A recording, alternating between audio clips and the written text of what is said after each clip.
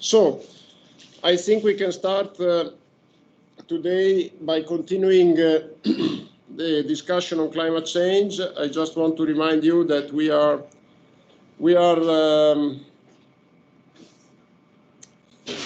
discussing climate change for providing essential information for managing water resources in the future. And I said that this is not a matter for the exam, so there will be no questions at the exams related to climate change, but still the information is important and it remains available for you with this lecture. A lecture that I'm not discussing extensively, so I am skipping some of the things that you see here, and if you want to expand your knowledge about it, the lecture is available with many references. We talked about natural variability of climate, we talked about climate models and anthropogenic influence, and we talked about droughts.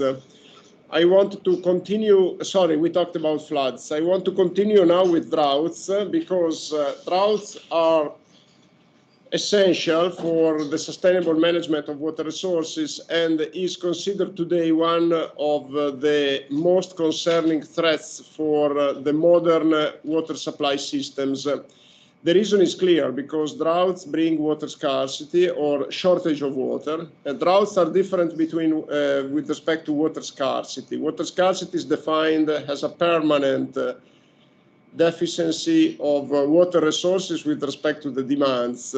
So scarcity is something that is not occasional, and therefore it is the problem of water scarcity is solved in a different manner with respect to a problem that is occasional. Droughts are an occasional event, like a flood, and they are then a perturbation of the status quo, which has to be treated like an emergency situation. Droughts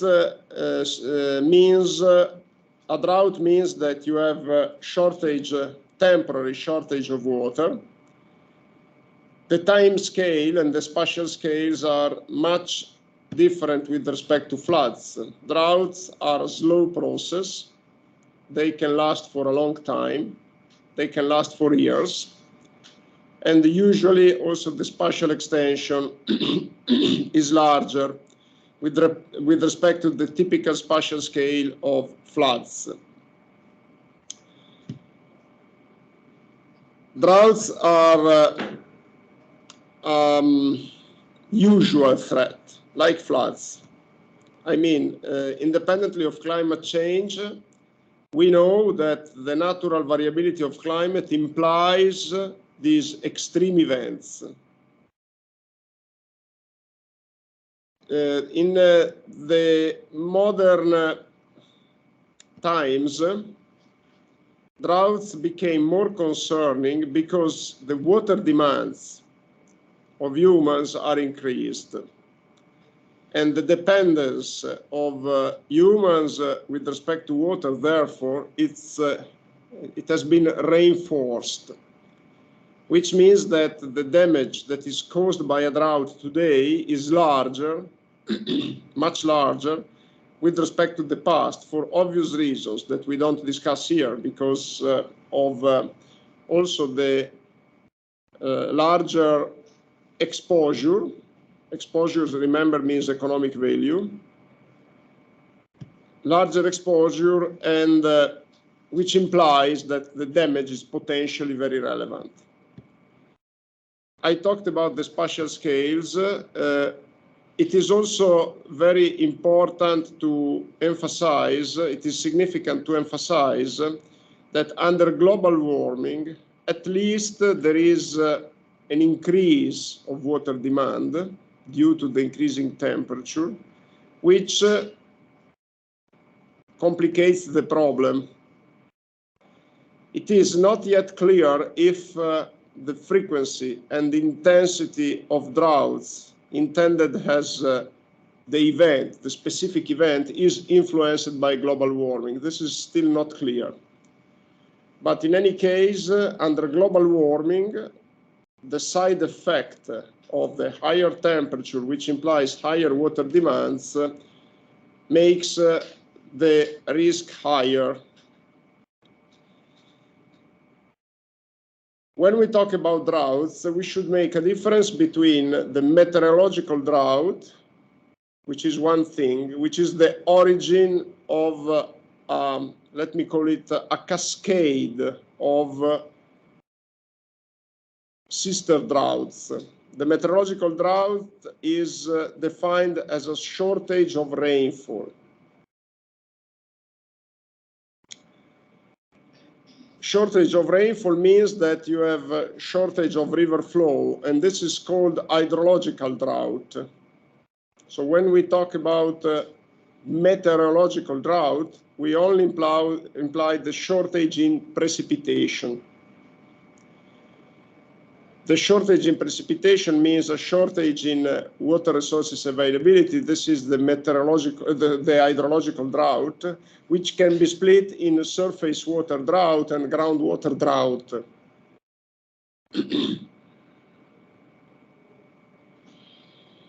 And then we can also extend the cascade to water supply drought and other derived shortage of water in specific context.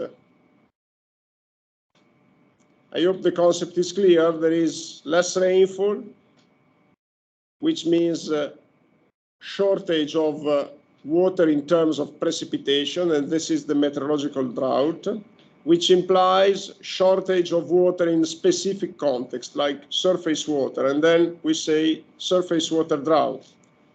Hydrology in general, which means water resources in general, and then we say hydrological drought, etc. Why do we make a difference between these effects? Because the time scales are different, and also the spatial scales are different.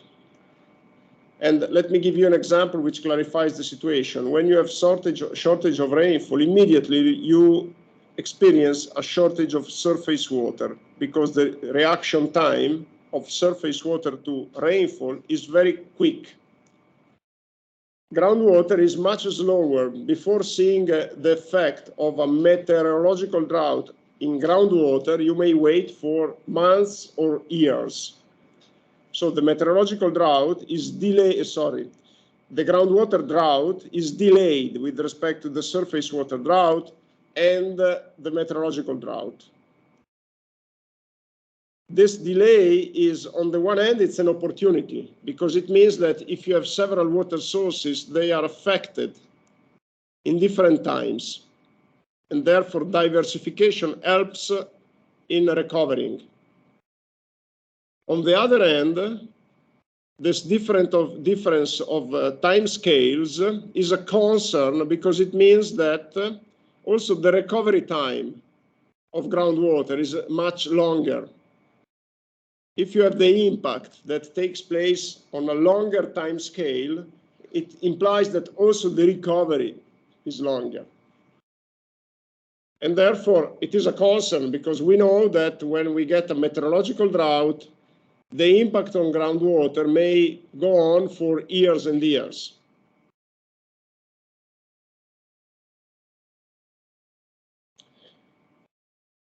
What is, from a physical point of view, what is causing a drought? It's an atmospheric phenomenon, okay? It's at the beginning, it's a meteorological drought.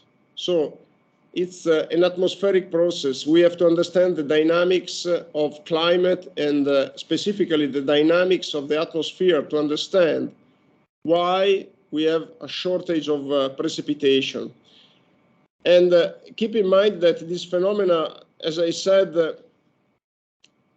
take place on a long time scale, which can be, in some cases, very long. And this is actually what is really concerning today. The so-called mega droughts, which means multi-year droughts, are today a relevant concern. And there has been several examples recently. I can just mention, there are links here in the webpage, the Millennium Drought in Australia. So here there is a link. This is a drought that is very well known. It started in the early 2000s. It lasted 10 years. And, you know, the deficit of rainfall was particularly important. And just let me see if there are statistics. Here you see a map, but I think there is an aggregated statistic. I think the deficit in rainfall during the whole 10-year period was like minus 12%, which is, I mean, it's really important. Because in some years they reached like minus 25, okay? And this is an example, and they recovered. The drought disappeared about in 2011. In 2011, the drought was declared closed because there was a period following the drought with higher than usual rainfall that lasted for several years. So, I mean, it was not like an irreversible situation. They thought during the development of the drought that they had to find permanent solutions because they thought that this may last forever.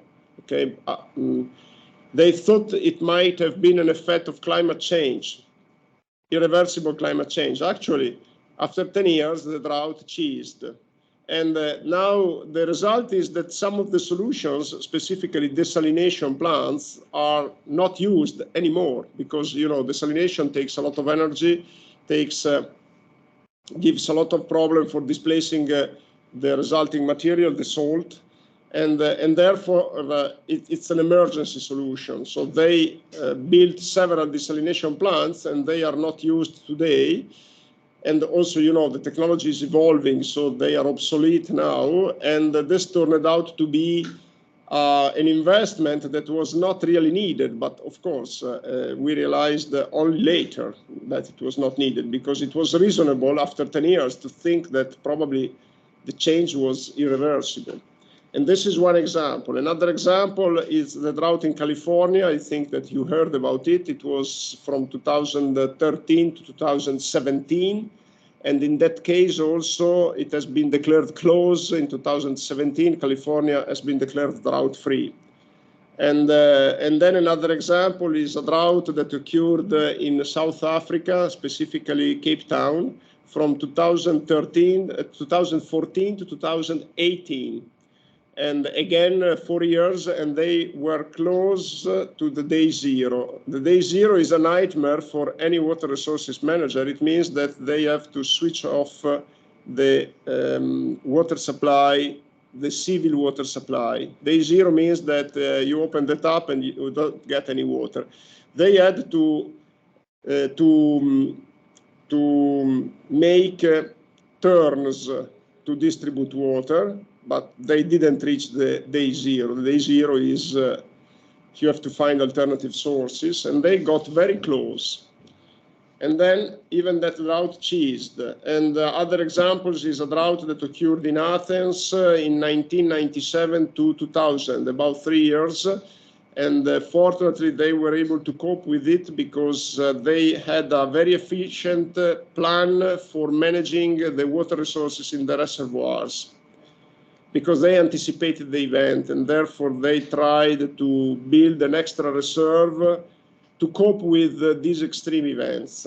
So we have several examples that justify today a concern, especially because there is anyway the feeling that climate change may increase the frequency of these events. Actually, if you look at paleoclimatic records, there are several evidences that even in the far past, this event occurred.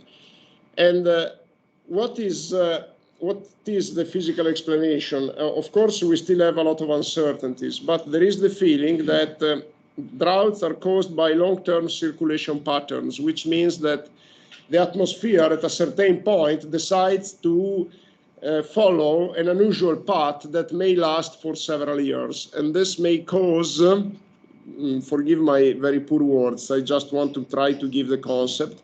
This may cause what are called flood-rich and flood and drought-rich periods. Also, in terms of flood, we have experienced this. There are periods where the frequency of floods increased without any explanation. And this occurrence of flood-rich and drought-rich periods, it's a big open question. I think I already mentioned it. It's a big open question, open research question for hydrology today.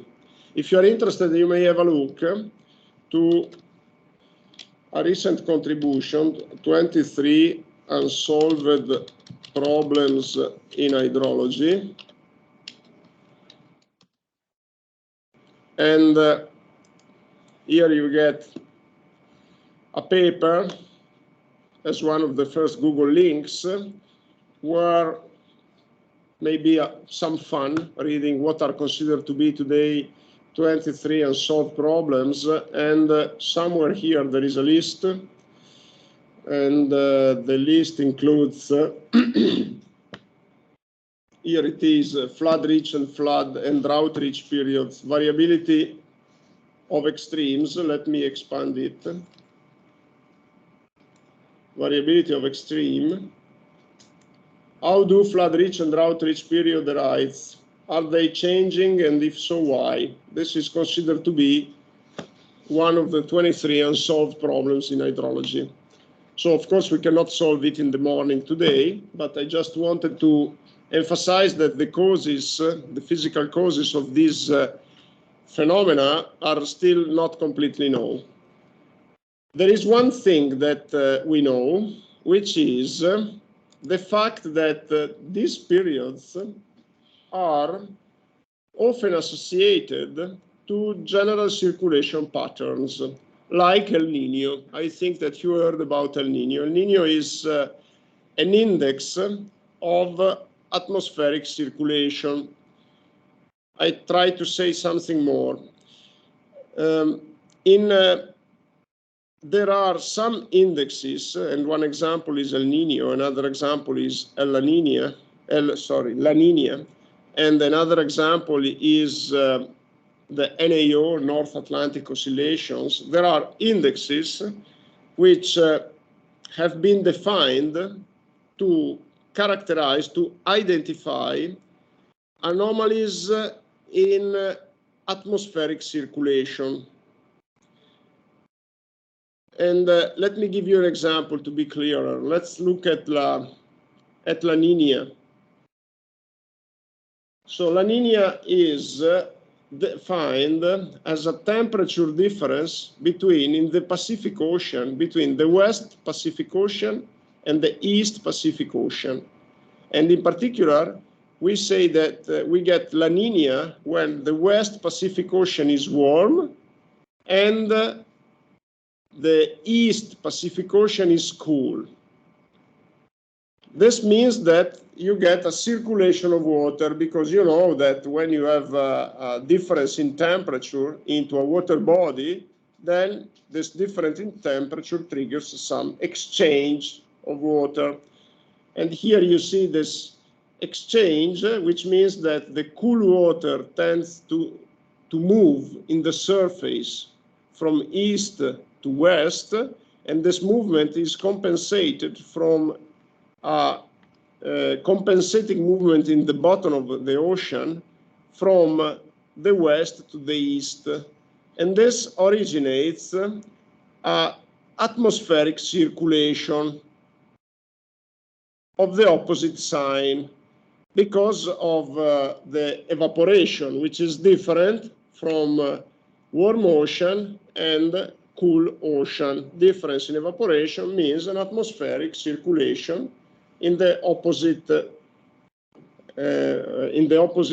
rotation, in the opposite sense of rotation, and therefore clearly this movement of water vapor in the atmosphere originates precipitation somewhere and dry situation in other regions.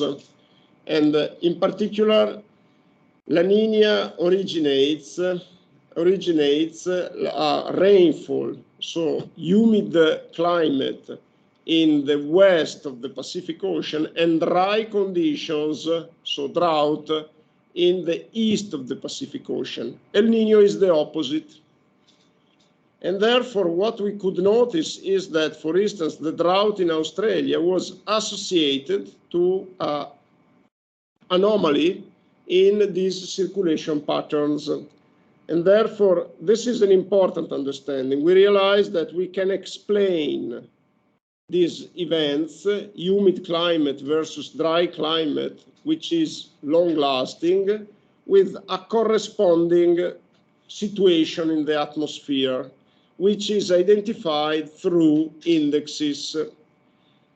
This is an important discovery, but it remains the problem that one may say this is trivial. It's clear that when you have more rainfall in one side and a dry condition in the other side, it's clear that there is an atmospheric dynamic that is correlated to that. It's clearly, because you have the clouds that are standing in the same place for a long time, or clear sky that is standing in the same place for a long time. So this is clearly associated to an anomaly in the atmosphere. Instead of observing greater variability, some more natural situation, we observe an anomaly in terms of effect on the ground, which is, of course, associated to an anomaly in the atmosphere.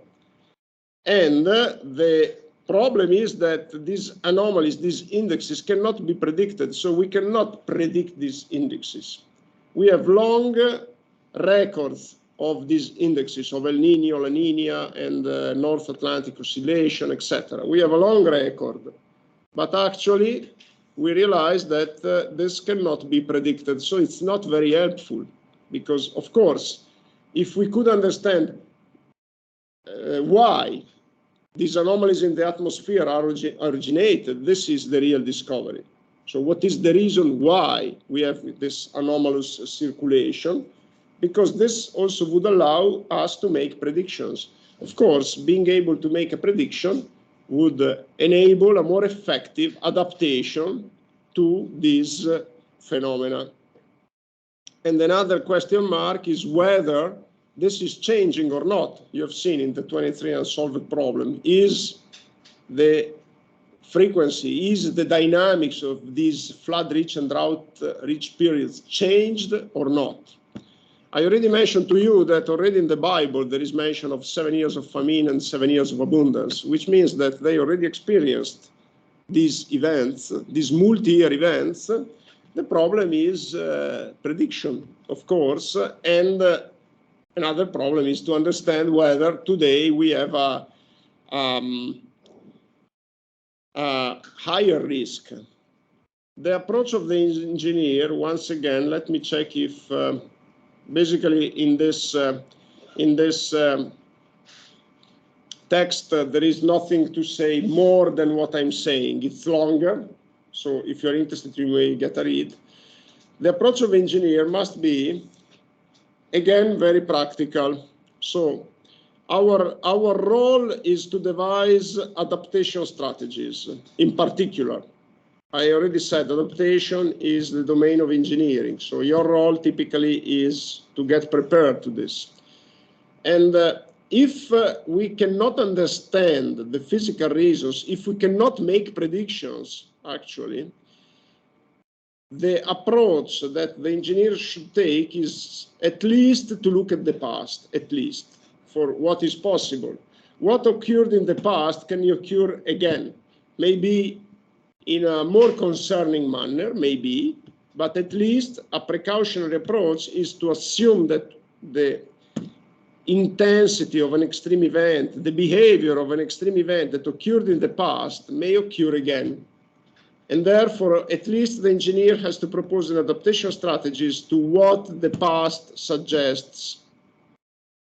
This is the basic approach, possibly with resilient solutions, with solutions that can allow for flexibility, adaptation, also called no-regret solutions. So if we realize in 20 years from now that the frequency is becoming more severe, that the event is becoming more severe, if our solutions can be adapted. Again, this is a plus.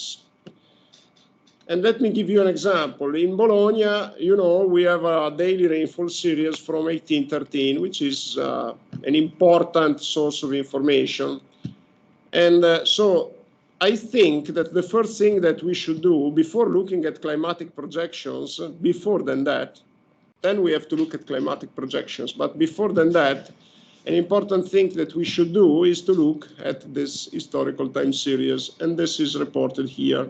This is annual rainfall in Bologna from 1813 to 2019. This is an approach that I recently suggested because the local water resources manager, which is HERA, wants to get prepared to future condition, to climate change. And they asked the university to provide consultancy. And what I suggested is, look, we have this long rainfall series. Let's first see what the observations say, what the observations tell us. And surprisingly, this is, I think, a trivial approach, which is rarely considered. So today there is, we discussed this, there is the feeling that models are the primary source of information, and sometimes we don't simply look at data. This is very simple. Drawing this graph, this time series is available in several places. I put it together by just looking at the web, and drawing this graph took like 10 minutes. It is very simple, much simpler than extracting data from climatic projections. And what you can see here is that in the past, if we assume that the data are correct and homogeneous, you see that in the past, in Bologna, we had severe droughts, long-term droughts. In gray, I have identified the droughts that were selected according to a selection criteria, but I just want to mention that the minimum duration that was imposed for the selection was 5 years. And you see that there have been very severe droughts, especially in the 19th century. In the 20th century, the last one was the drought that I already mentioned between 1940 and 1950. And after that, we didn't experience long-term droughts. We experienced some severe droughts like in 2003, but it was only 1 year in summer. And you don't see actually it in this graph because if you look at annual rainfall, it was the annual rainfall in 2003 was not bad. It was just the summer, and this is the time series of the summer rainfall, not the annual rainfall. It's the summer rainfall, and here you can see 2003, which is here, but it was not really severe here in Bologna in terms of because you know this is one rain gauge in Bologna. So if you look at the flow of the Po River, 2003 was really low. I think there is somewhere here, let me check. Yeah. And here you see 2003 and then 2007 for the Po River. They were the lowest in the record. And this is the minimum of the annual minimum of the Po River. If you look at the rainfall in Bologna, you don't see this drought. I go up because clearly, the Po River is the integrator of a large area, and while a rain gauge in Bologna is a point location. Anyway, the moral of the story is that clearly the time series suggests that it may occur one day, maybe this year. It may start this year. It may occur a drought that lasts for a lot of years. And if you look at the statistics of these droughts in terms of average rainfall deficit, they are more or less characterized by minus 20%. And minus 20% is a huge rainfall deficit. And there is the feeling that if an event like, for instance, the last one between 1940 and 1950 occurred today, this would probably generate an impact that would be massive. Because today the water demands in this region are much increased, and the region is not very diversified in terms of water sources. A water supply system is resilient when is diversified in terms of water sources. Here we are mainly relying during summer on groundwater. Groundwater, yeah, it's an advantage because it has a longer response time, but also a long recovery time. So the question is, will our groundwater reserve be able to cope with a 5-year drought, with the current water extractions? This is a question, and you know, the water manager has the concern of the day zero. They really, this is a nightmare for them, the day zero. And clearly, as I said, the past suggests this. By the way, if you, I didn't publish this because I made an extraction from a climate projection up to 2100. And the climate projection is not capable of reproducing long-term droughts because in this projection there is no trace of the long-term droughts. And also, if we look at the climate reconstruction, I mean the model reconstruction of the past climate, it's possible also to take on the web this data. We may ask for reconstruction by the model of the rainfall in Bologna up to 1850. And if you look at the reconstruction doesn't reproduce these droughts. It means that the model is, and this is a limitation that is well known, there are scientific contributions on that. The climate models are lacking in their capability of reproducing persistence of droughts. So in this case, if you rely on the climate model, you underestimate the risk that is given by climate variability change, whatever we call it. And this is essential, and this is something that I frequently repeat also when I teach climate change. I say, look, if you rely only on climate models, there is the feeling that you overestimate the risk. So this is a precautionary approach. Actually, for droughts, it's not. So the climate model tends to underestimate the risk of droughts. So it's definitely safer to look at the historical period.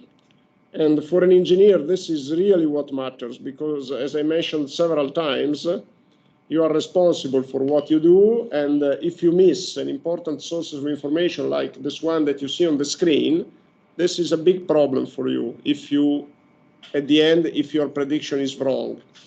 So be careful with models, and they are definitely useful, but we have to be aware of the limitation and the uncertainties. This is an important consideration because there is the feeling today that admitting the uncertainty of our climate projections means that we basically make less efficient the communication about climate change. You know, this is a problem today. The general public is not really convinced that the climate change is a big issue today.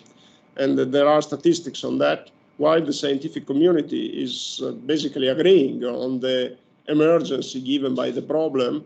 The general public doesn't feel that climate change is a big issue. And the general public is more concerned by terrorism, by international political tensions, which may be, I mean, I'm not saying this is wrong. Maybe I'm personally more concerned by international political tensions with respect to climate change. So it's not wrong, but in any case, it's an issue that the general public doesn't feel climate change as a big problem. And this, of course, weakens any action that we may take, because, of course, politicians tend to follow the general public. So basically, there are some also scientists who say we should be careful in admitting uncertainty because this lowers our communication effort. My reply is that you are engineers, and you should care first about design and engineering, and then, of course, also about communication. But the first priority is design, is finding reliable solutions, because we are responsible for that. And when I say responsible, you know what I mean. I mean, if you make mistakes, it's a problem. It's a big problem personally, also in terms of the community, but also personally, it's a big problem. And then what I reply is engineers must take uncertainty into account, because otherwise they expose themselves to a big risk and the community to a big risk. Okay, now this is rainfall. River flow, I already showed to you the series of the Po River. It's interesting. Basically, what you see here is that the situation, there are droughts, and they can last several years. Look, after the year 2000. By the way, after 2007, we didn't get very severe droughts along the Po River. There was another drought, I don't remember if it was in 2014 or 17, but not so severe. And there were several concerns between 2000 and 2010, again related to climate change. Basically, after 2007, we didn't experience severe droughts. We have a drought in these days, you know, and if you look at the Po River during the winter was very low. But one thing that you should consider is that the situation in the spring, I mean, very often in the past, I heard people saying when it snows less, then it's a problem in summer. Actually, the recent experience showed that if you have a rainy spring, it's compensating for that. So what is the real problem? The real problem is in summer. And so if in summer you get, in our climate, of course, if in summer you get a shortage of water, of surface water, it's a problem because we extract the groundwater and then we generate an impact that lasts for some years. But if you have less precipitation during winter, it doesn't automatically imply that in summer you have a corresponding drought situation. If you get a rainy May, then the problem is solved. And if you get a moderately rainy summer, the problem, it's not there. So, I mean, you may have a drought from January to May, or to May, very severe, and then you get very concerned. But if you get some rainfall in June and July, then the problem is solved. So it is really the summer situation that matters. And I mean, the current drought, if we get some more rain, we got a couple of days with a lot of rain. If we get some more rain, not extreme, not extreme rain would be a problem. But if we get other two events like this weekend, this occurred this weekend, in 15 days from now, mid of June, or let's say end of May, mid of June, end of June, then the problem is solved. If you get to end of June with enough surface water, then it's no more a problem. Because you always have to think through agriculture. It's agriculture the problem. It's not the civil consumption. It's agriculture is consuming 70% of it. So agriculture needs water in mid of May, starting mid of May, up to mid of July. In August, not much. And you know, because of course the growth season, the central part of the growth season is from beginning of April, but usually in April you still have enough surface water because it's very rare the case that you don't have it in April. And then May, June, mid of July, end of July. But it's if you cover that period, then it's not a big problem. Okay, and let me see if I can. No, I don't think I have anything to add. The only thing is to strengthen the message. Look at the past in order to predict these events. And of course, look at climate models and beware of the uncertainties in both the sources of information. And then, I mean, if you propose a solution that solves this problem, that prepares the region to cope with the possible 5-year droughts with minus 20%, I think you are on the safe side with respect to climate change. Of course, the solution is not easy, and we have to diversify the sources. So one possibility is to build reservoirs, but this is a bit problematic because reservoirs you know, there are some situations that are prone to reservoir building, and typically they have already been used. I showed also the Ridracoli Dam. I think that I showed the slide to you. And there are other situations which are less convenient, and less convenient means that also the environmental impact is very significant. Another possibility is to reduce the water losses, and another possibility is to increase our knowledge of groundwater, because what is the problem of groundwater? The problem is that we don't know anything of it. I spoke with the water managers, and they say, can I know how much water there is underground? And they said, no, it's not possible. And they said, impossible that you don't have an answer to this very trivial question. So how is possible that an hydrologist cannot tell me how much water is there? And the reply is very simple. We don't have a knowledge of the underground that is so detailed. And keep in mind, it's not just a matter of storage, it's also a matter of recharge. So you don't have just to define the size of a groundwater body. Even if I was able to say, okay, in this body you have a certain amount of water, this is not enough information, because the most important information is the recharge time. And in order to define the recharge time, you have to inspect the groundwater features for a very large area, starting from the mountains, etc. And this is really a big issue.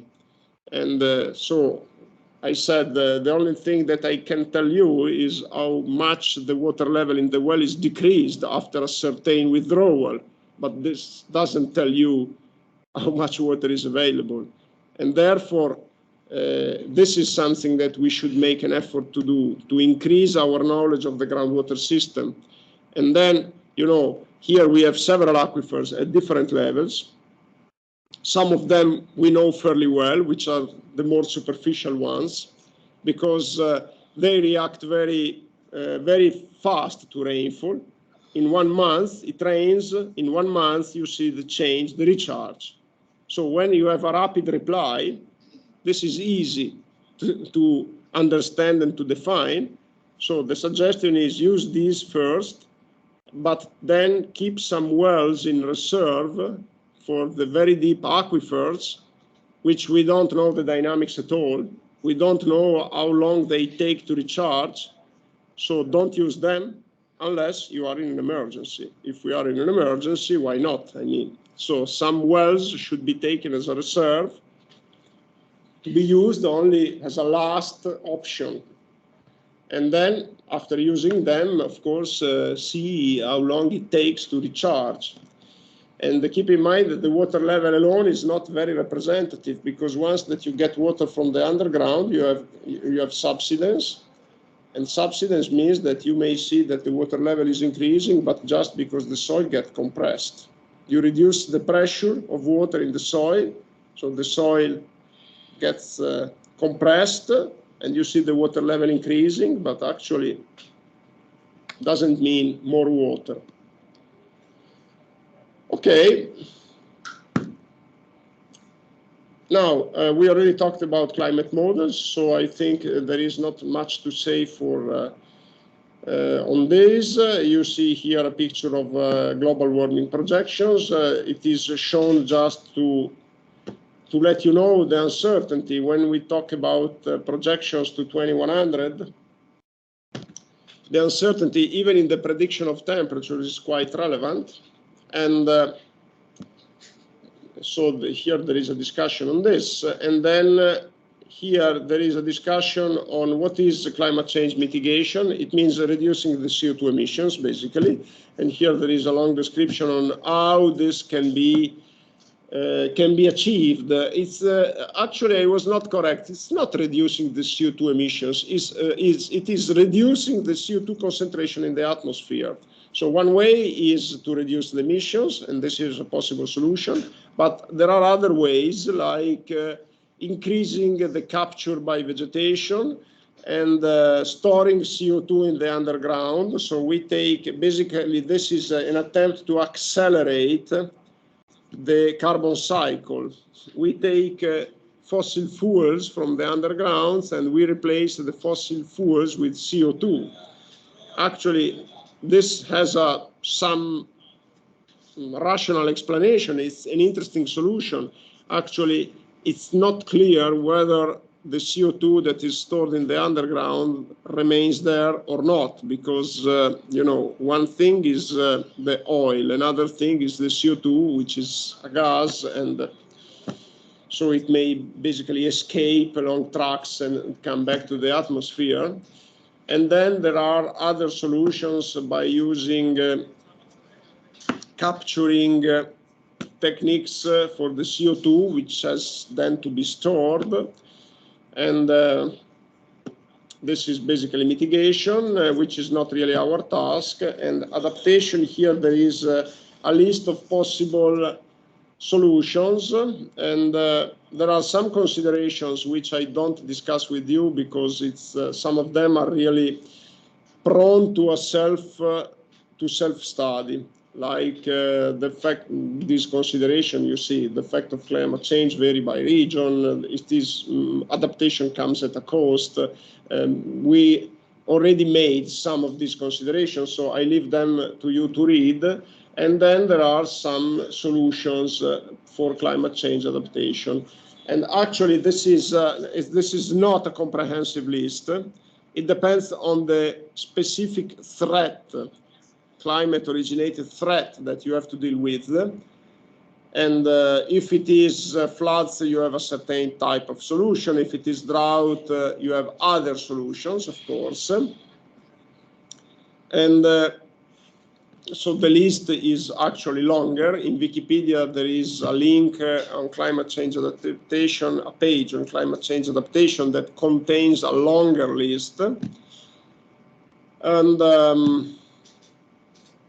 the design is something that we don't get into it because it's not my purpose. First of all, because I mean, design of climate change adaptation strategies would require a dedicated course. It's a very complicated issue because it is complicated to predict the future climate.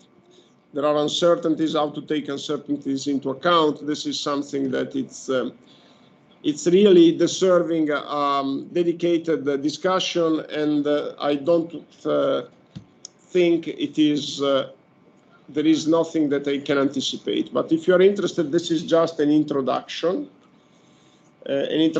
which explains how we can move forward, and an introduction which also explains what are alternative ways with respect to climate models to predict future climatic conditions.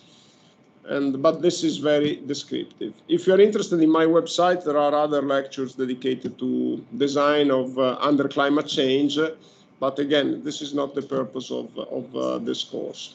So I think we can close our discussion here and just take into account that this is the problem today. And as you can perceive from the media, from several situations of extremes where climate change is called into play because it is rightly considered to be the reason of many problems. What I want to deliver to you as a last message, which is not mentioned here, there is an increasing awareness today that the impact of climate change is indeed important, but diversified. So there are situations in which even a moderate climate change doesn't cause any problem. And a trivial example is if you talk about climate change and water resources in Sweden, they are not concerned. They have a lot of rain there, a lot of water. They are not concerned by a decrease in water resources. So there are situations where climate change, the impact, climate change is occurring, but the impact is not really important. There are other situations where already the natural variability is causing severe problems, which means that even a small change, a small deterioration of climate may originate a huge impact. And what is the difference? The difference is hydrology basically. So it's hydrology is a filter between climate and humanity, because the most important effect of climate change on humans is through water, is through the water cycle. Not necessarily because one may think of hot waves or wind storms. There is no water component in these threats. But still, the most important ones are those related to water, floods and droughts. And therefore, the difference is made by hydrology plus the societal setting. So, of course, if something happens where nobody's there, the impact is zero. The impact in terms of impact of humans, of course. The environmental impact may be relevant even if humans are not there. But the societal impact, if no humans are there, is zero. There are some societal organization context where, again, even a small change in climate may cause severe situations. So we have to be aware that it's not only climate, it's the combination of climate, hydrology, and society, to make it simple, that determines the impact.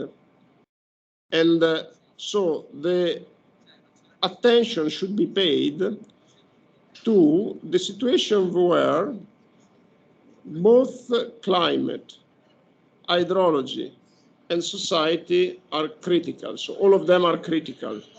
So the situations where a combination of critical conditions may amplify the risk.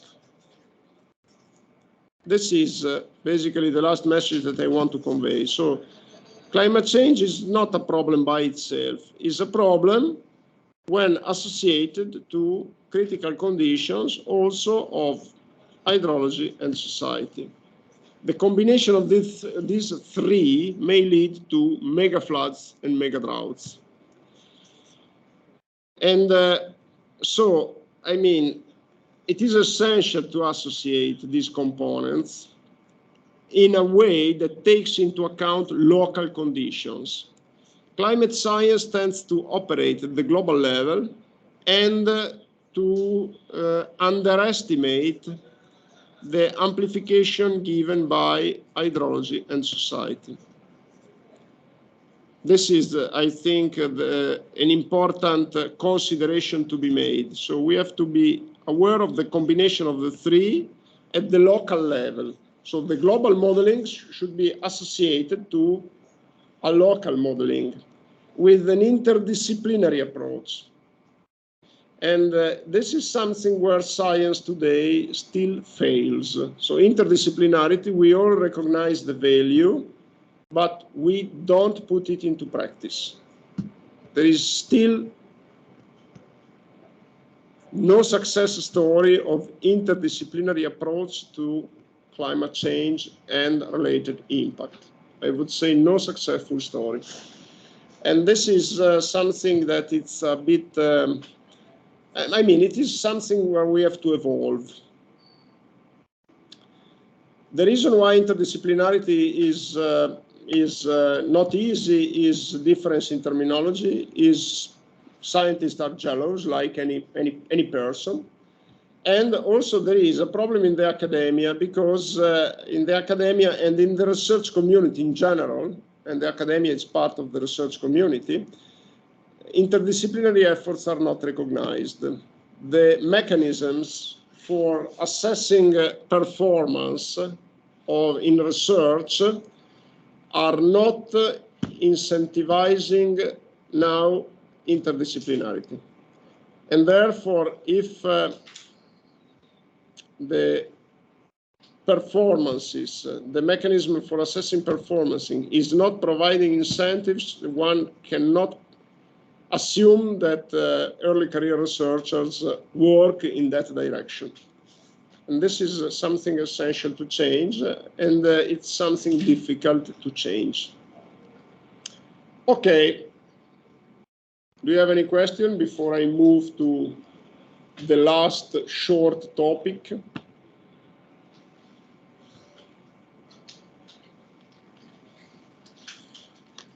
Okay. The last topic is saltwater intrusion, which is very technical, and I want to conclude with something technical.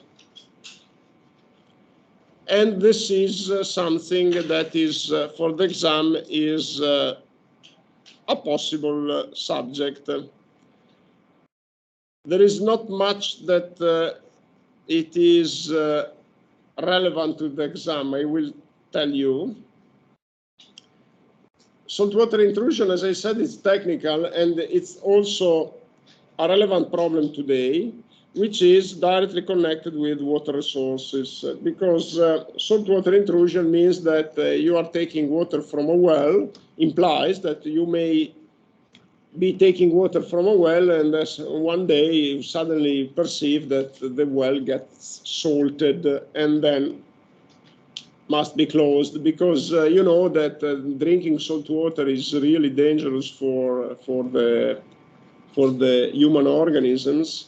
For the human health, it is very dangerous. In fact, you know that if you get on a boat without fresh water, the last thing that you should do is to drink salt water, because it alters also the capability to, it alters your, how to say in English, but it makes you completely crazy. This is just in poor terms.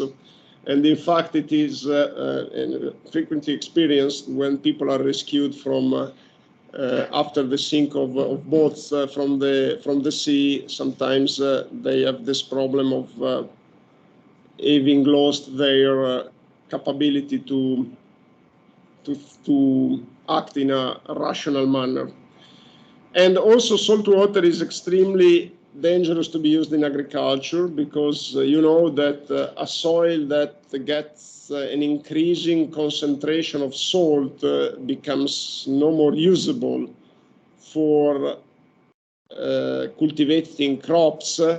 And this also is a slow process. So at the beginning, we don't realize it, because of course, if you use water from the sea in agriculture, it's an immediate disaster. But if you use water with a higher than usual salinity, much lower than the salinity of the seawater, you may observe that for a certain time everything is fine. And in fact, people in Israel are making experiments on that. They are making experiment to assess what is the max sustainability, the max salinity that is sustainable. And they make experiment because this is a long-term process. At the beginning, everything is fine, and after a few years, everything is lost. And to recover a soil that became salted, it's almost impossible. It is really demanding. And therefore, saltwater is indeed a problem. And the saltwater intrusion, what is saltwater intrusion? Basically, you have the water from the sea that penetrates in the underground and contaminates fresh groundwater. And penetration occurs when the soil is permeable, and this then often occurs in alluvial coasts, in flat coasts. Of course, rocky coasts, cliffed coasts, they are less permeable. Salinity is not a problem. It's not a big problem, let's say. But when you have alluvial coasts, like the coast here in the Emilia-Romagna region, when you have beaches, the soil is highly permeable because the alluvial material is permeable, and therefore the salt water penetrates in the underground. And if there is no resistance, like barriers, or if there are no obstacles, the penetration can affect a very large part of land. And what is that is opposing resistance to that. It's the flow of fresh water. If you have fresh water flowing towards the sea in the underground, this is opposing the saltwater intrusion.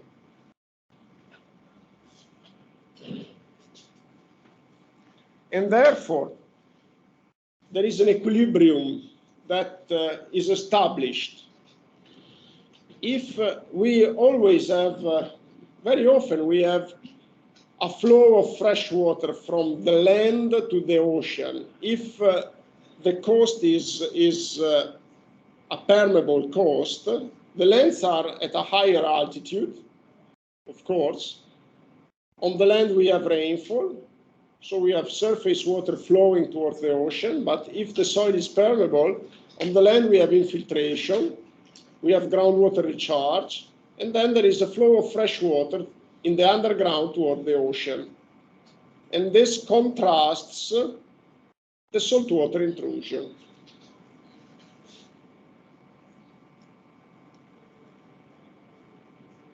Of course, it becomes important who prevails. If you have an important flow of fresh water in the underground, this pushes saltwater back. If you have shortage of groundwater, then there is no resistance and saltwater can intrude.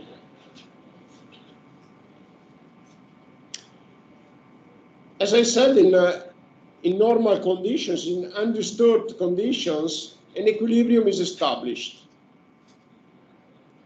So you may have no saltwater intrusion if there is a huge flow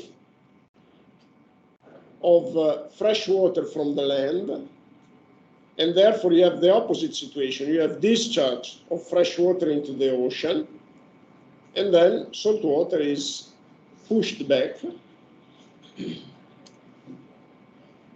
Or you may have some intrusion in the land, which at a certain point is stopped by the groundwater flow. And the big question is to determine the feature of this dynamic equilibrium, to determine where in the underground we have salt water rather than fresh water.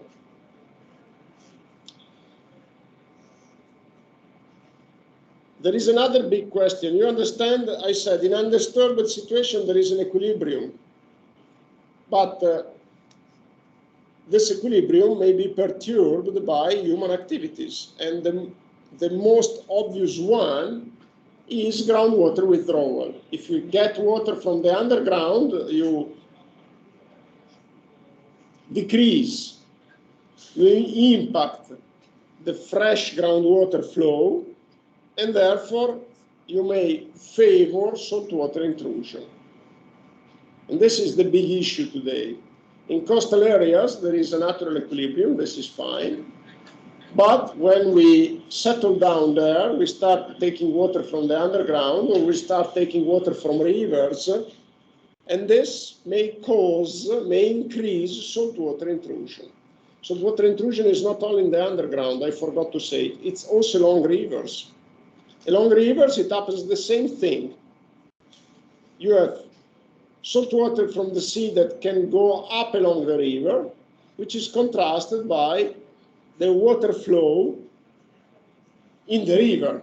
But if you deplete the water flow in the river because you take water from it, then of course water from the sea goes up along the river. And you know, with the groundwater, the problem is more relevant because, again, once the soil gets contaminated, so it may suffice one intrusion for 1 month period during a drought, and then the soil gets salted, and then it takes a really long time because it's recovered. Because, you know, the salt, it's not so easy to wash out. It takes time.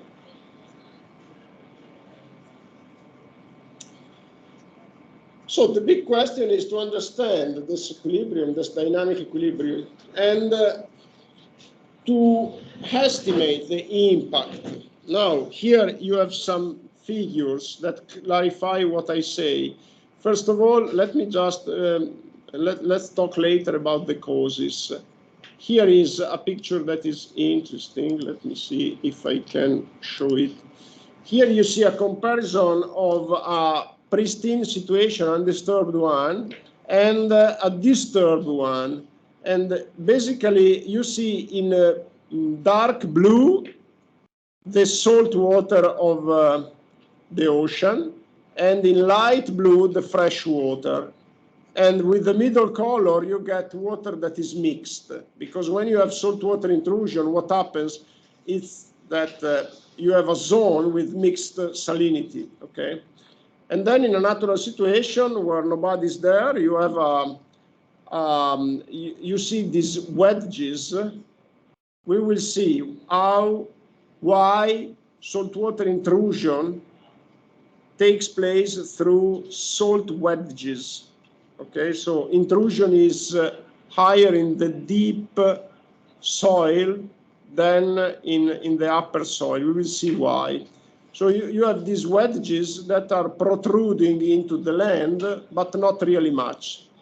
If you get establishment of human settlements with the wells, the white ones are the wells, which go, of course, to take fresh water, not salt water.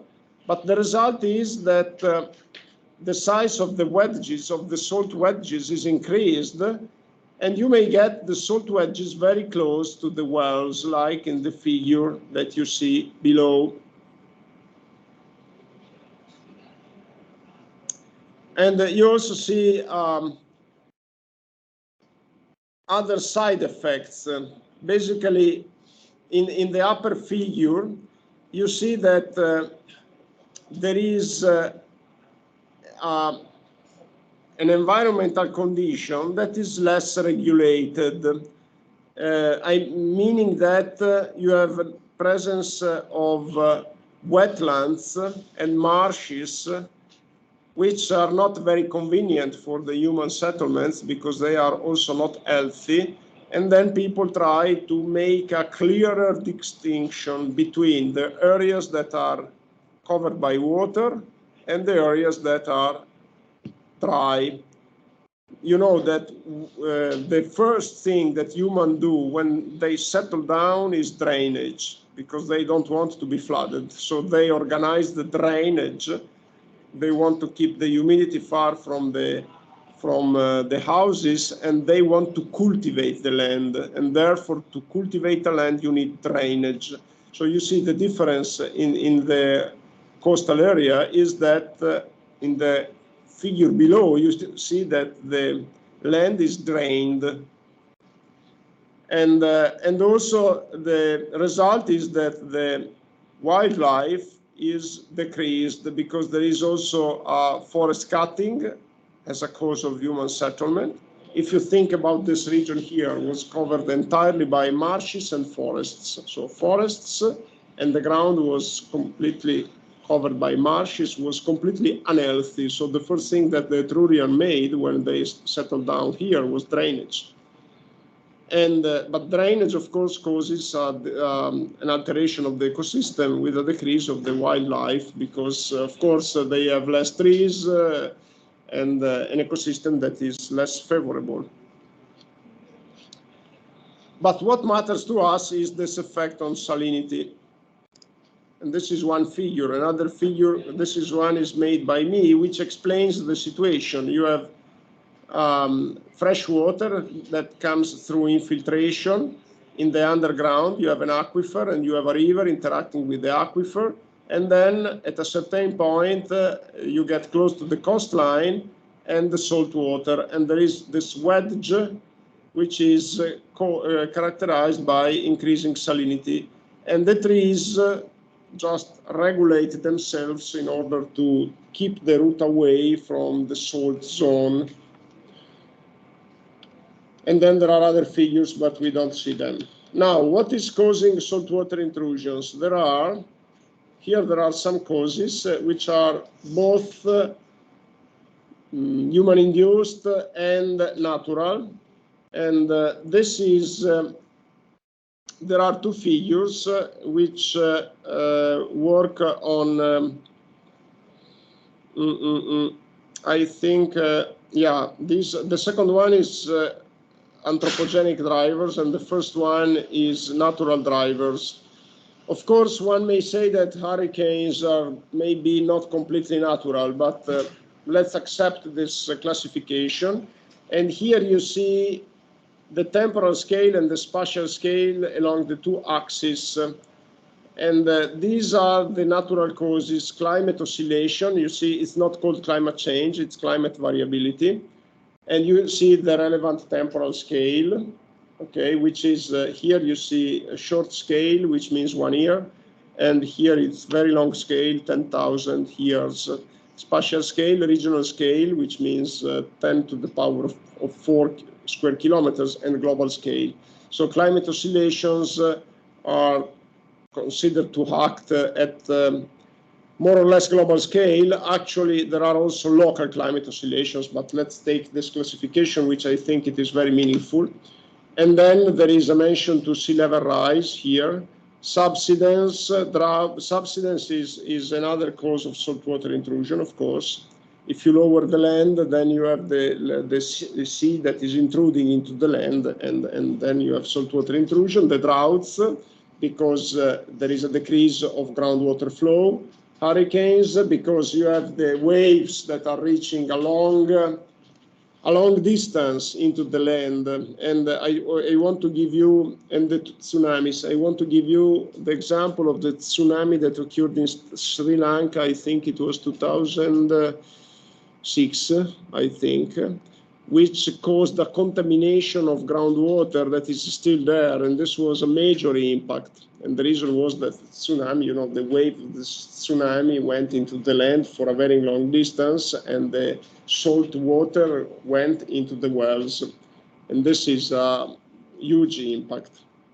Other causes, man-induced, land drainage. Land drainage means reduced infiltration, because it means drainage means that you accelerate the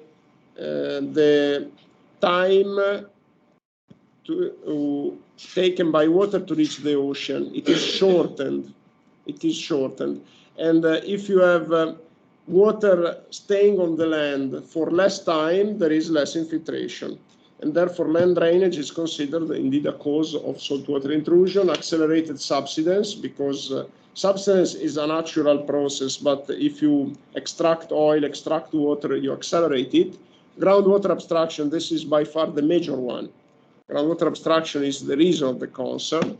River modification, because same thing. If you, for instance, now there is the tendency to try to make the rivers rectilinear, you know, to cut the meanders, because we want to reduce the space taken by the rivers. But this means that you reduce the time taken by water to flow down, less infiltration, and less time for the water to degrade the pollutants, which means that you have an worsening of water quality.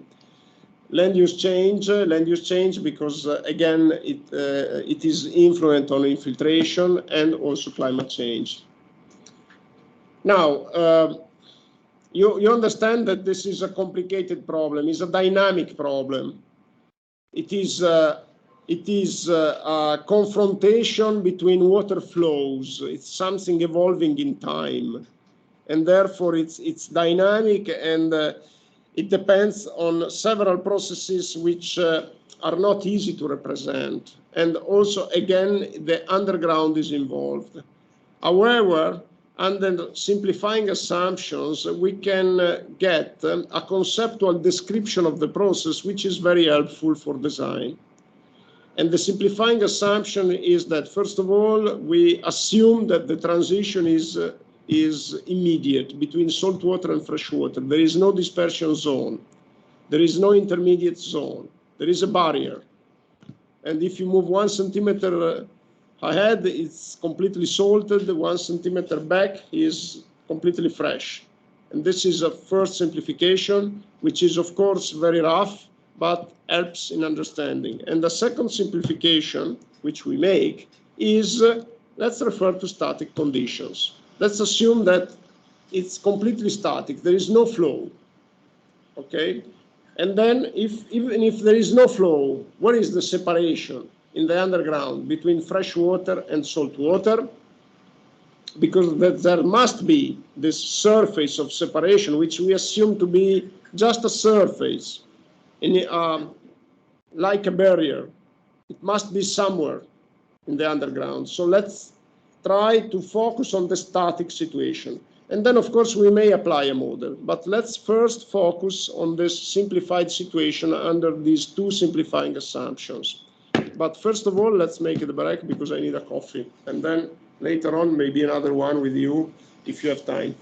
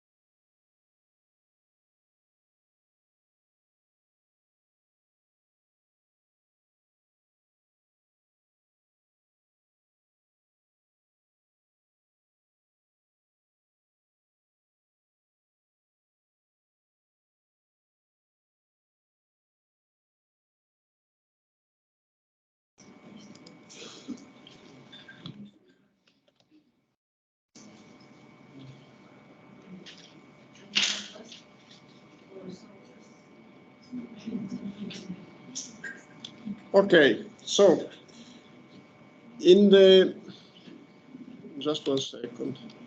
In the web page, you find a mention to the dynamic problem, which we don't have to consider. The dynamic problem is solved by applying the Darcy equation. Just 1 second, I am opening the PowerPoint because there is a slide that I want to show you. And so if we want to study the dynamic problem, which I anticipated we are not studying, you have to apply the groundwater flow equation, which you know, which, as you know, it is derived based on the Darcy's law. But we don't consider this problem, and instead we try to study the static situation. And the static situation can be represented through the scheme that you see on the right here on the screen. There is salt water in gray and fresh water in blue. You see the sea on the left and the land on the right. So basically, you have, look at my mouse, the sea bottom, and infiltration of salt water in the underground, which goes into the land in the form of a wedge, and we will see why. If the situation is static, and if we assume, as I mentioned, that the surface of separation is just a surface with no mixing, the position of this surface of separation can be determined by imposing equilibrium. Equilibrium between what? Between fresh water and salt water that are considered as two different entities. Now, here there is an important consideration to introduce, which is the self-weight of the two waters. Salt water is heavier, has a higher weight with respect to fresh water because there is salt in it.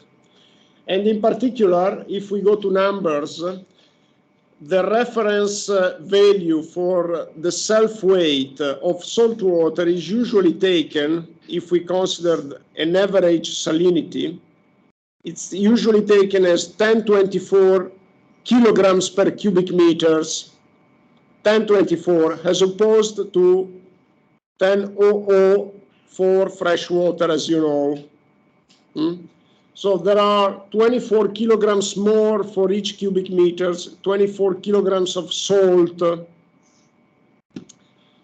Okay, so if we consider these two entities as two separated entities, salt water and fresh water, then separation is, as we said, sudden. Then we just have to impose the equilibrium between two different bodies in a static condition.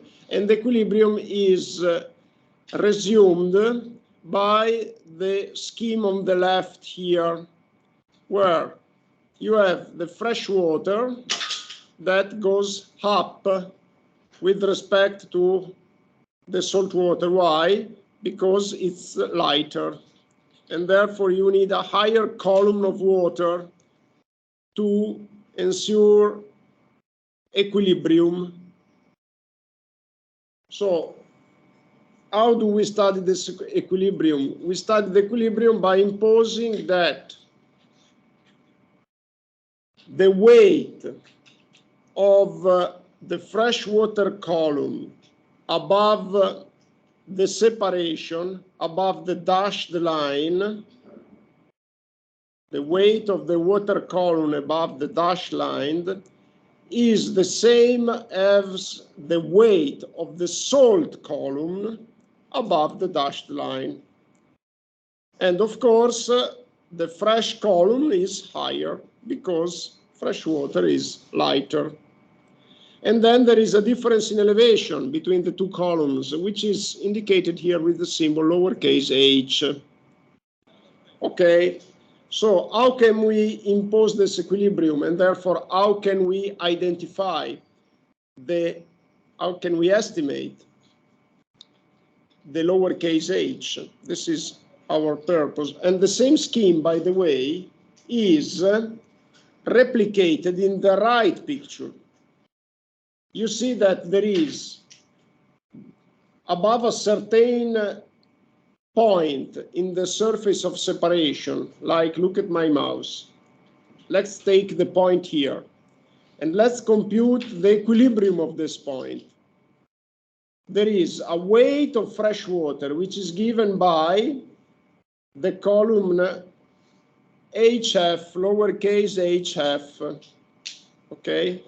And then there is the weight of the salt water, which is given by the column uppercase h. And there is a difference between the two, which is the lowercase h.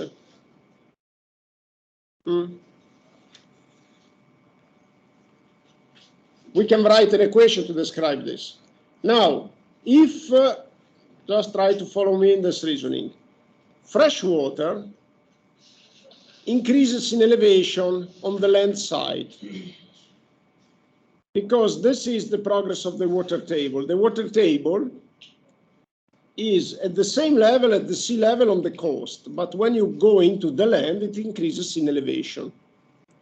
Because otherwise, if there was not increase, then in a dynamic situation, water couldn't flow. Instead, on the land, we have infiltration of water, which is slowly flowing toward the sea. We consider here a static situation, but even in the static situation, there is this increase of elevation of fresh water.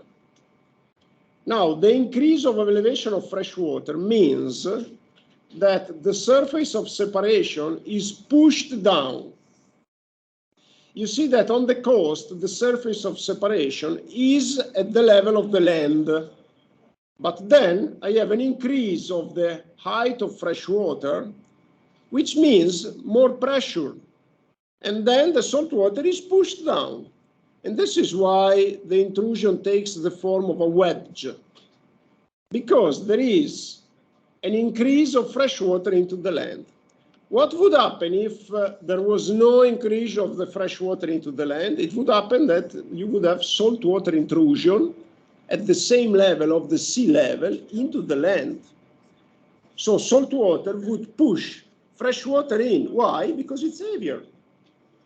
So if the fresh water was at the same level into the land, it means fresh water at the sea level, it means same level, it means that salt water is heavier, would penetrate into the land forever. The fact that fresh water increases the height into the land pushes salt water down, and therefore forces this wedge shape, which means that salt water is limited. Is limited because there is the weight of fresh water that is increasing into the land and is pushing salt water back. But this increase is an increase that is not sudden, and therefore you have some saltwater intrusion. Keep in mind, here we are analyzing a static condition. In a dynamic condition, it may happen that there is also the kinetic component of energy. It's not only the weight, it's also the kinetic component of the flow. And the kinetic component may imply that salt water is pushed even more back into the ocean, towards the ocean. It may happen that fresh water reaches the ocean, and this is what happens actually. But this component, this kinetic component, is not considered here. We are just considering an equilibrium. So we are just focusing on a picture, a static picture. And therefore, in a static picture, you have this wedge, because the position is just determined by the weights that are opposing each other. Now we can go to the analytics if you understood the concept. Everything is clear? Okay, let's go to the analytics of it. And I think, just one second, I'm looking for a slide that is, so let me go back to the web page because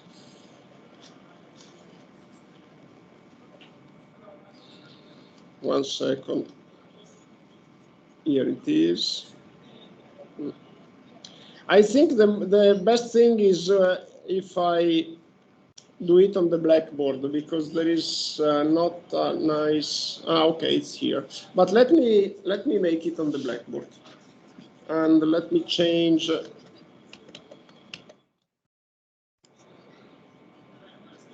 the camera. Okay, just one second, I need to find a good position of it.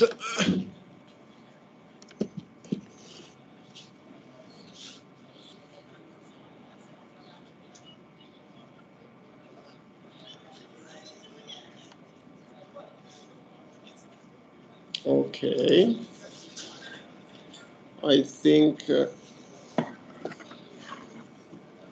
this should be fine. Just let me, okay, I think this should be fine. Let me put it in evidence. Good. And let me keep on the screen the scheme here.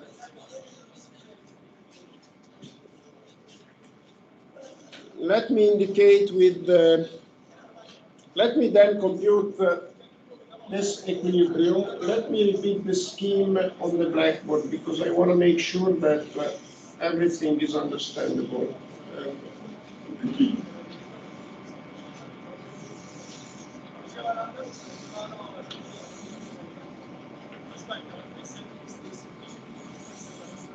Very good. So we have the separation, which is here.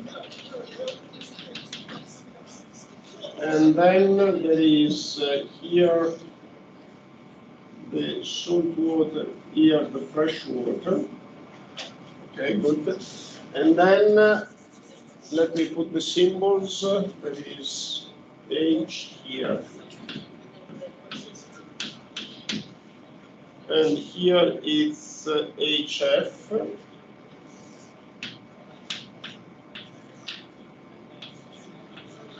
F stands for fresh, and here it's lowercase h. Okay, good. Now here we have the separation. And this is salt.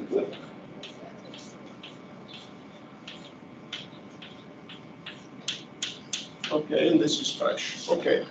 Now, the equilibrium is such that the salt water, the self-weight, it's indicated with the symbol. Just one second. I want to use the same symbols. It's gamma, okay, gamma S.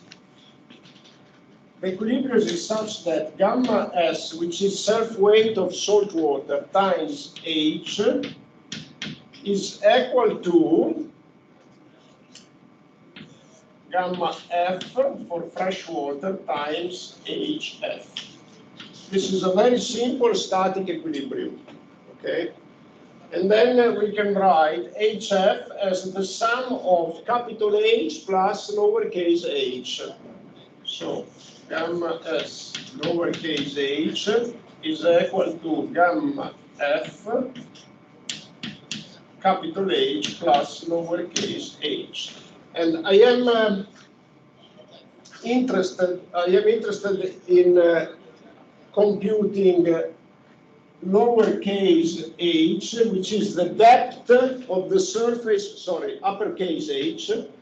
Uppercase h, what is uppercase h? You can also look on the screen, is the depth of the surface of separation with respect to the sea level. So it gives to me the position of salt water, of the surface of separation. And I want to compute it depending on lowercase h, which is the elevation of fresh water into the land above the sea level. And this equation, which is very simple, it's a simple equilibrium equation, indeed allows me to do that. If I, of course, I know gamma S and gamma F, and if I knew lowercase h, I can derive an explicit representation for uppercase h, and this is what I want. So let me just manipulate it a little bit. Gamma S uppercase h is equal to gamma F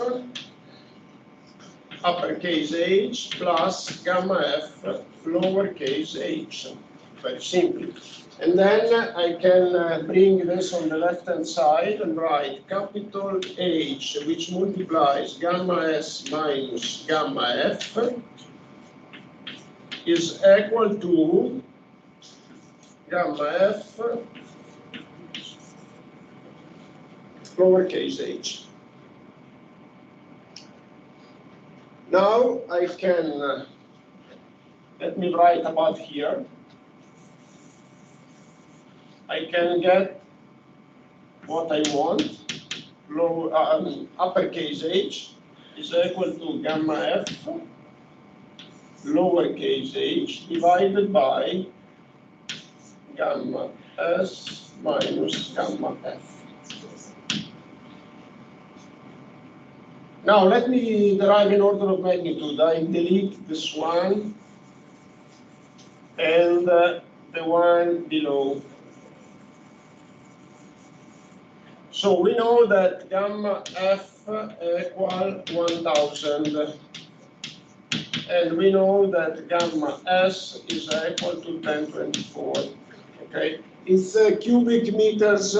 Sorry, kilograms per cubic meter. Okay, I'm dropping the unit. So what is a rough value for gamma f divided by gamma s minus gamma f? This is equal to 1000 divided by 24. It's about 40. It's about 40. So let me conclude by saying that uppercase h, which is the depth of the surface of separation, is more or less equivalent to 40 times lowercase h, which is the height of fresh water above the sea level. So you see an important conclusion, which is even a small elevation of surface water into the land is able to push down very significantly the surface of separation. And this justifies the wedge shape. And this highlights the potential huge impact of a small decrease, even a small decrease of elevation of fresh water in the underground, in the land, even a small decrease of it. For instance, because I take water from a well and then I lower 1 meter the water table in the land. If I lower 1 meter the water table, the raise of fresh water is 40 meters. The raise of salt water, is 40 meters. So on the one hand, I mean, this equation is reassuring because it means that even a small column of fresh water is pushing salt water back. On the other hand, is a concern because it highlights that even a small perturbation of the water table level implies a potentially strong saltwater intrusion. Here there are simplifying assumptions, which are the fact that I am referring to a static condition once again, and I am assuming that the separation is sudden. Actually, there is in the reality a mixing zone. So that's it, basically, for the analytics, okay? And now let me make some final considerations. And here there are some more figures that explain what may happen. So you have the withdrawal of water from a well on the left, which means that the wedge goes up and then the well may be contaminated. And this may be caused by sea level rise, for instance, because again, also sea level rise may cause it, or overdrawing of fresh water.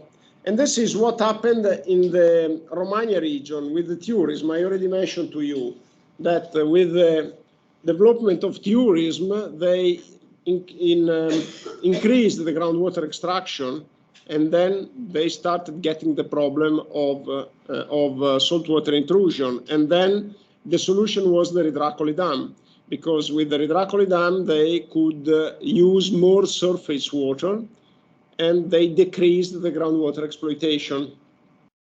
And the same was done here in Bologna with the construction of the water withdrawal plant from the Setta River, which was, if I well remember, it became operational in 2005. And this was something that was done by the local water resources manager in agreement with the regional administration, because they wanted to decrease the groundwater withdrawal, because there were concerns related to the progressive lowering of the groundwater levels. And even if we are far from the coast, there were two concerns. The first was salinization, because even if we are far from it, then, but still we noticed an increase of salinization in groundwater. And second, there was the concern of the depletion of the groundwater reservoirs, and therefore they build this additional withdrawal on the Setta River. And let me see, we already talked about this. Now, monitoring is essential, and I think there is a figure, not here. Let me go back to the web page, because there is a figure that I want to show you. This is another figure that shows the zone of dispersion, which is actually, the zone of dispersion is, on the one hand, is reassuring, because it means that we get signals when salt water is starting to intrude. We get signals like a slight increase of salinity. We don't have a sudden increase. On the other hand, you understand that the zone of dispersion means that the intrusion is much larger than what is predicted by the static condition. And the fact that we have signals emphasizes the value of monitoring. And here there is another figure which is more or less the same thing. It is explaining again the concept.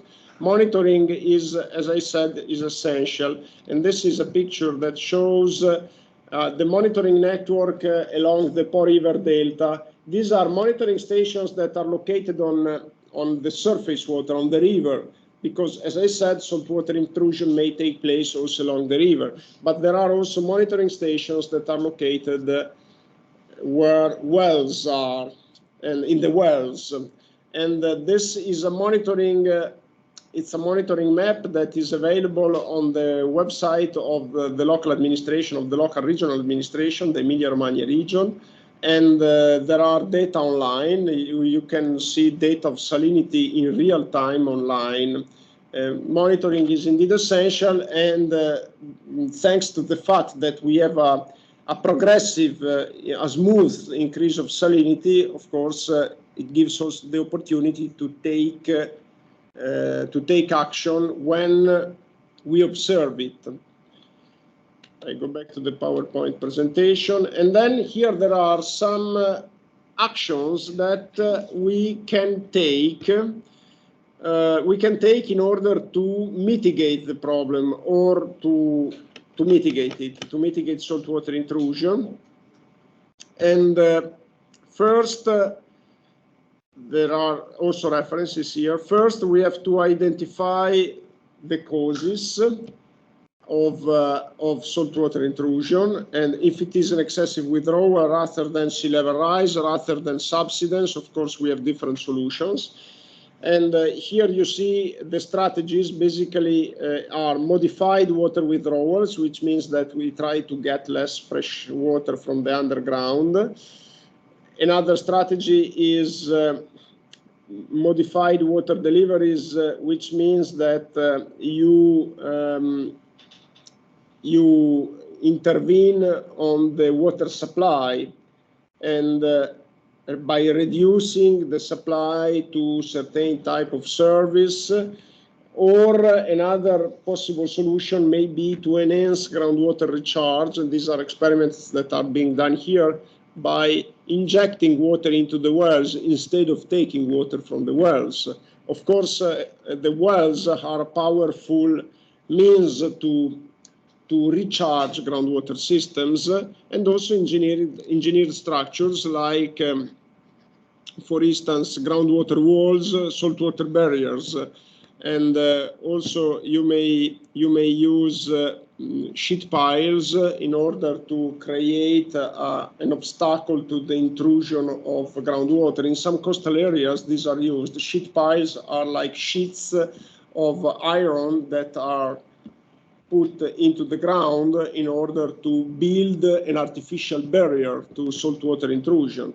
Of course, this has a quite strong environmental impact. It is something that we have to carefully consider, because it's also impeding the flow of fresh water to the ocean, which, okay, it has to be carefully evaluated. Any compromission, any perturbation of the environmental system has to be carefully evaluated. And these are, let me see if it was the last slide. Yes, this was the last slide with these very simple suggestions and strategies. Okay, and here's the table which is repeated. I would say that that's it. I now would like to dedicate 10 minutes to a very quick recap of what we did together. But if you have any question on this, please ask. Yeah, please. I recently went to Venice. Yeah. I saw there are a lot of wells, but yeah. It's like an island surrounded by water. I don't know if you know anything about that particular case. You mean there are wells over the islands? Yeah.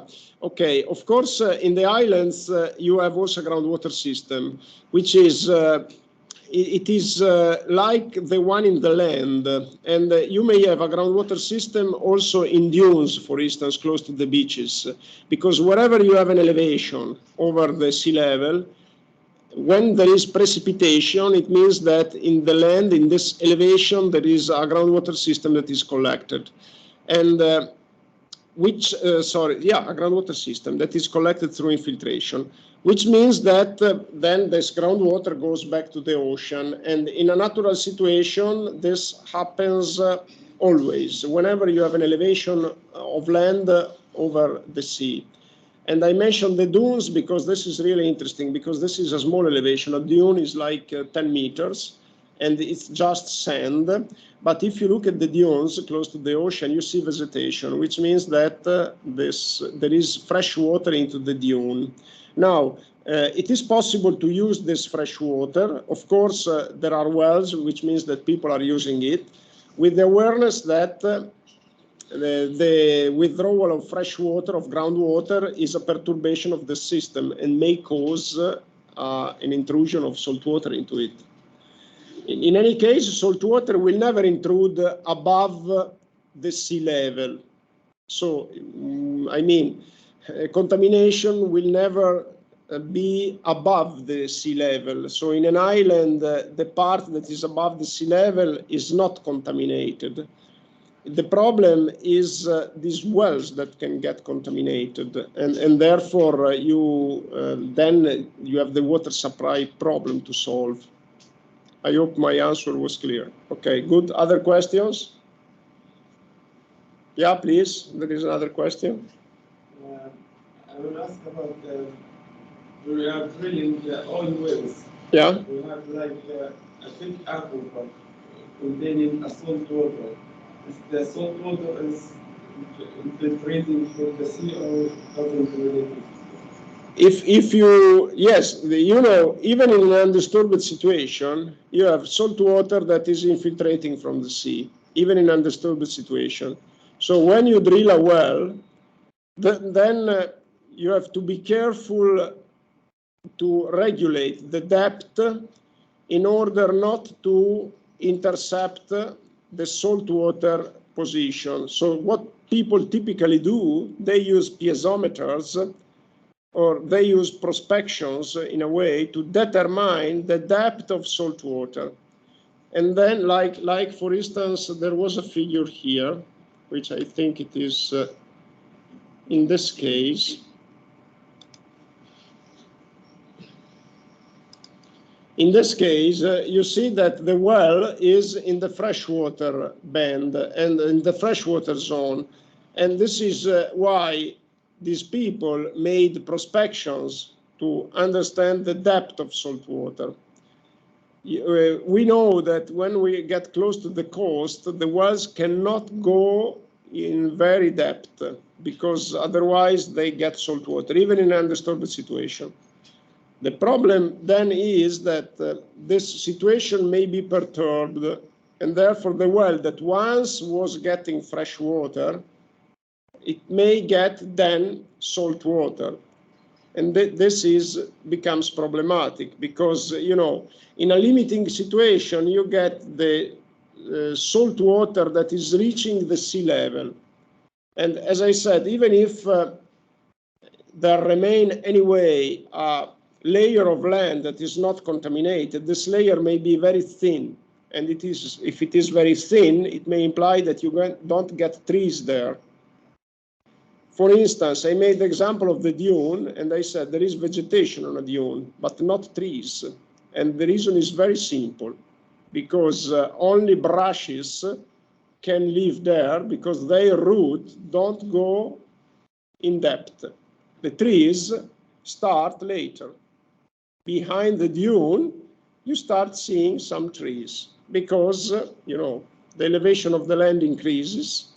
And even a small elevation of the land can compensate, can push salt water in depth a lot, and then there is enough space for the roots of the trees. Yeah, please, another question. For the fresh water, in order to extract from the upstream, so it is not meant that it has some contamination, just like solid materials, clay, minerals, not extracting to get the fresh water. So my question is about the salt water. We extract just like from the earth beneath the surface. So is it mandatory to salt water comes with other minerals, some clays, and other some leading particles, salt contamination? You know, groundwater is not necessarily clean. It may be contaminated. And it may be contaminated for natural reasons, or it may be also, it may contain salts of other type, like sulfates. You know that there are waters that even if they are drinkable, they are salted and they don't taste well. So it may be another type of contamination, but the salt water from the sea is concerning because there is a lot of water into the sea. And I mean, it's it is basically the fact that there is a lot of water into the sea means that if you withdraw the fresh water, it is quickly replaced by a huge amount of salt water that in a way contaminates your sources.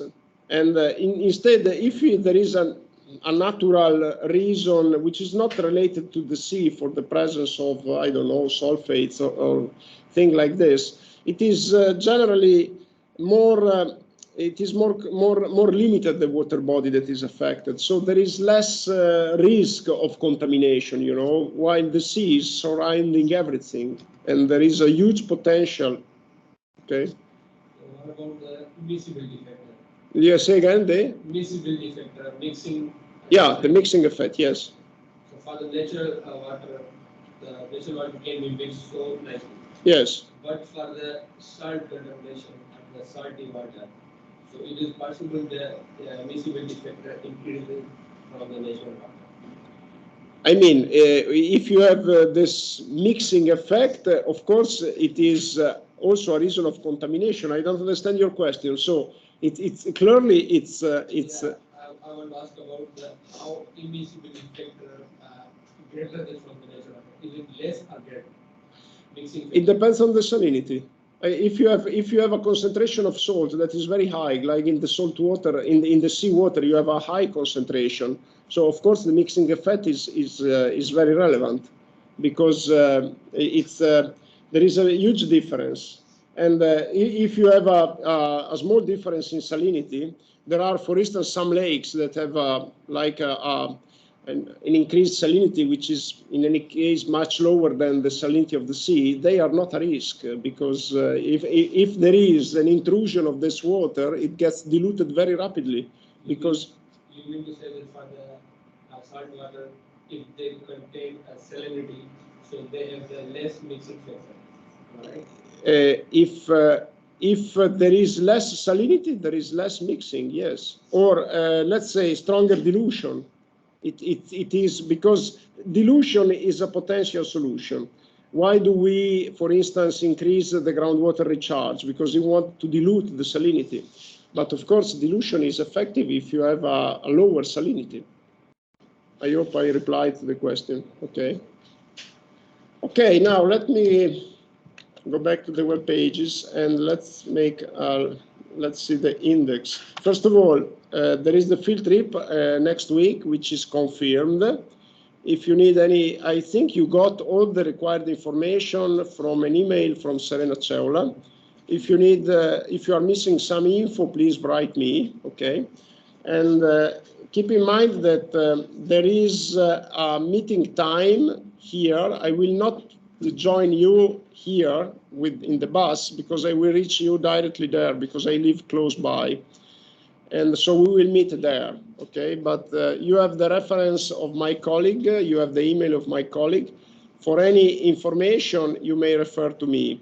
For any communication at the last minute, please write to both of us, and we will keep in touch by email. So, for instance, if you get a slight delay at the meeting point, if you send an email, my colleague will read it online. Okay, she will be connected continuously. So, if you have any urgent communication, last-minute communication, just use the email of both of us. And then, so actually, that will be the last lecture, not today, but today is the last class. Okay. Okay, now let me check with you the main things that we discussed. So the first two lectures were descriptive, and as I said, it's no matter for the exam, okay, no material for the exam. And the part on sustainable management of water resources, this is a part that will be the subject for questions. I just want to remember. And it's related to flow duration curves, or let me just check. No, it is assessment. This one, it may be indeed something here. Some questions here may form your exam. Keep in mind that the exam is 30 questions, and the questions are many more, because any exam will have different questions, of course. And therefore, I may take also something from here. But this is not really something very relevant. The two parts on assessing, you may expect many questions from that. And the questions are mainly related to engineering. So this is another guidance to you. So any consideration related to climate science,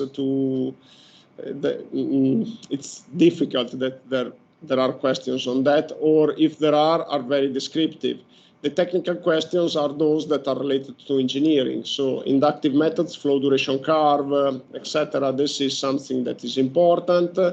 And for the deductive methods, modeling, I-mode model, linear reservoir, this may be something that gets there.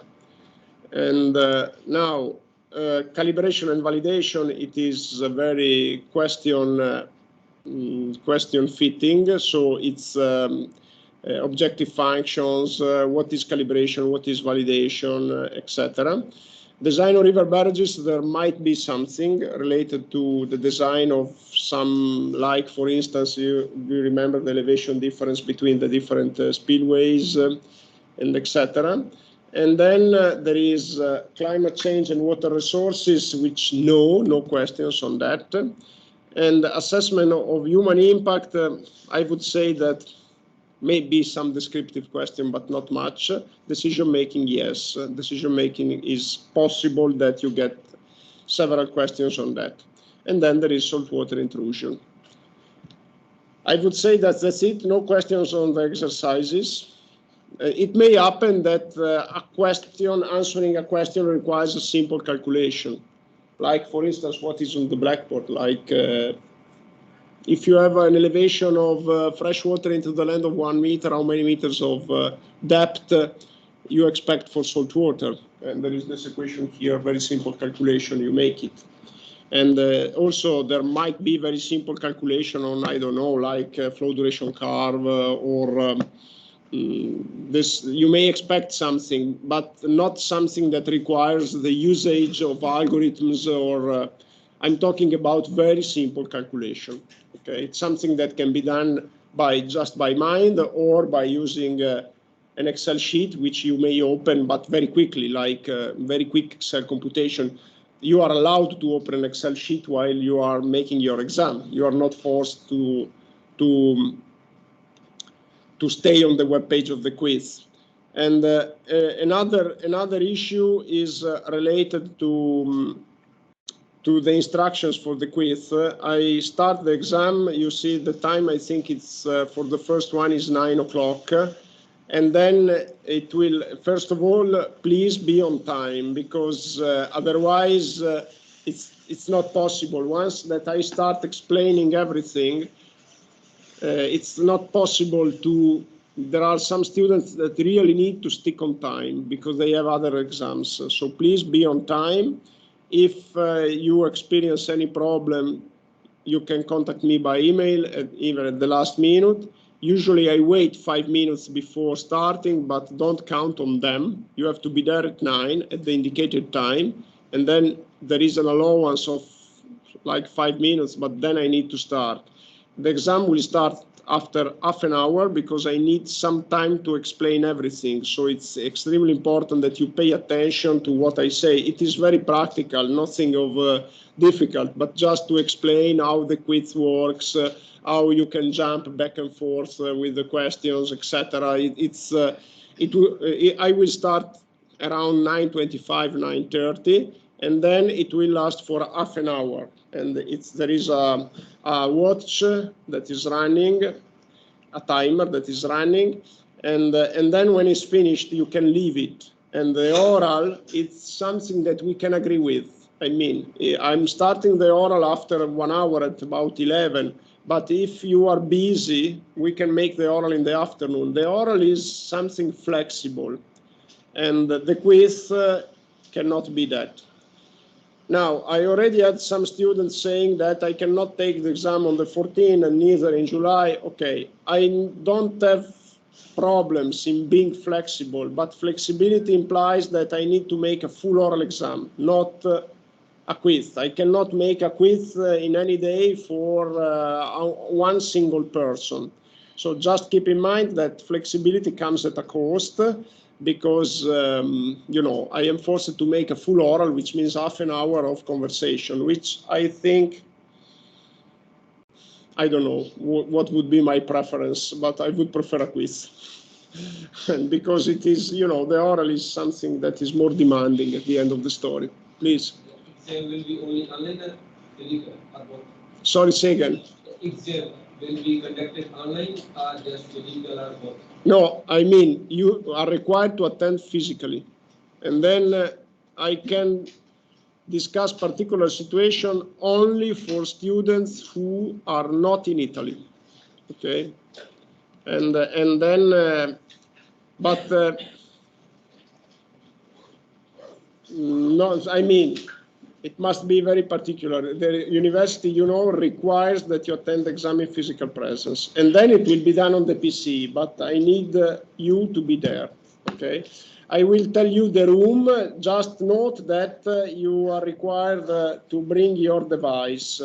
And if you have any problem, just tell me, and then I bring a device for you. It's not absolutely a problem, but it will not be a computer room. So if you have your device, it's much better. it's also much better if you use your device for making an exam, because it's your device. If you need to open an Excel, you know it. I mean, and also if you have some notes in your device, I mean, I'm not really controlling everything you do. You understand? Okay. So I think now we can move to the bar if you have time, and I'm pleased to invite you, and you can take a coffee, a tea, whatever. Just don't take a full lunch, because I don't have time to to stay with you for half an hour. Thank you very much also to the students attending remotely, and if you have any question, just contact me. Yeah. Thank you.